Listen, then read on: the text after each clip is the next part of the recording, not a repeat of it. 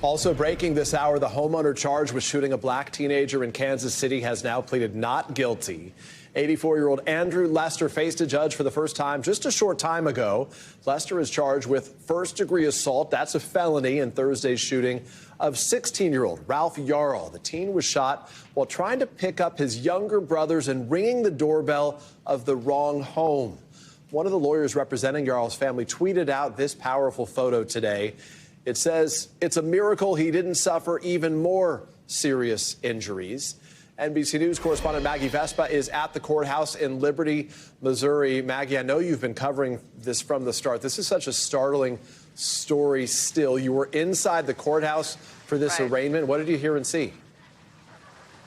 Yeah, Peter, we just walked out of the courthouse. Mr. Raymond just wrapped up a few minutes ago. In fact, Andrew Lester was one of several people in a block of arraignments, and the bailiff came outside before it got started and said, if you are here for the Lester case, we're going to bring you in first because we know the interest is high. We're going to do that one basically as a hearing by itself, which is what happened. Andrew Lester, 84 years old, walking into the courtroom after coming into the courthouse through a private secured entrance, walking in with a cane, walking in slowly, basically sitting first in the jury box before proceedings started. Once they did, he and his defense attorney, who did not state his name for the record, but we're working to find it, walked right up to the judge's bench. Lester speaking softly, so it may have been so the two of them could hear each other. Again, kind of the big headlines from this, he pleaded not guilty in this shooting, faced with multiple felony counts for the Thursday shooting of 16-year-old Ralph Yarl. He also was told by the judge of certain conditions of his bond. Among them, he has to report within 24 hours to a bond supervision company. They'll visit once every month at least. After that, he has to turn over any weapons that he has to police. He cannot have a concealed carry permit. He said he does have one, so he'll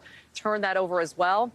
And then finally, and of course we expected this, he can have no contact with Ralph Yarl and his family. His attorney saying they will work with authorities immediately to make sure all of those procedures are followed. And with that, Ralph Yarl and his attorney exited through that same private entrance. We have producers and crews circling the courthouse, so if they even poked their heads outside, we hope to hear of that soon. But it was a quick hearing, Peter, with a lot of updates, as you said. Maggie, you also spoke to the neighbor who says that he helped Ralph Yarl after he was shot. What did he tell you?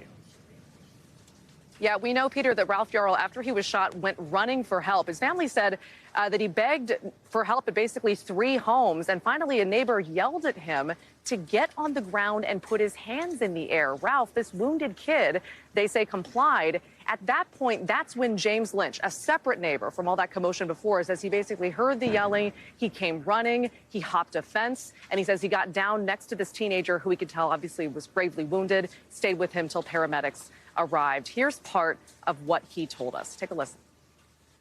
He wasn't alone. He wasn't by himself. Somebody cared. To lay there in the street alone and scared and bleeding, that's awful. He wasn't alone. I was with him as soon as I knew he needed help, I was there. And I was there with him until the right people were there to make sure that he was okay. One of many people obviously so shaken by this. I do want to end, Peter, again, if we can pull back up that photo of Ralph Yarl and his attorney, his family's attorney, Lee Merritt.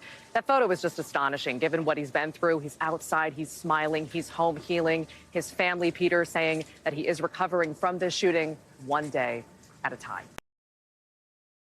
Thanks for watching our YouTube channel. Follow today's top stories and breaking news by downloading the NBC News app.